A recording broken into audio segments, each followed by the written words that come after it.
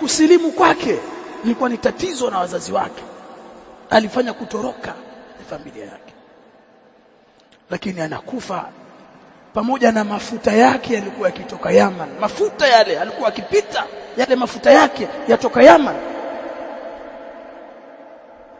lakini anakufa sanda haimwenei kwa sababu ya dini, ameuawa kwa sababu ya dini.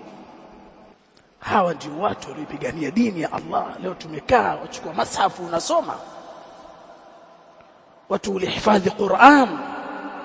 Hebu tizama hifadhi ya elimu wakati wa bwana Mtume sallallahu.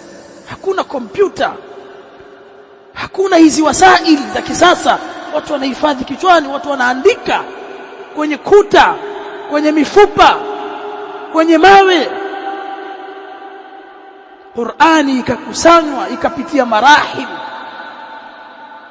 mpaka leo wewe unakuja yaumul jumaa unavuta msahafu pale, pia ule msahafu pia umewekwa pale bure, pia sadaka usome, pia huwezi kusoma Qur'an. Kuna mtu hawezi kusoma Qur'an.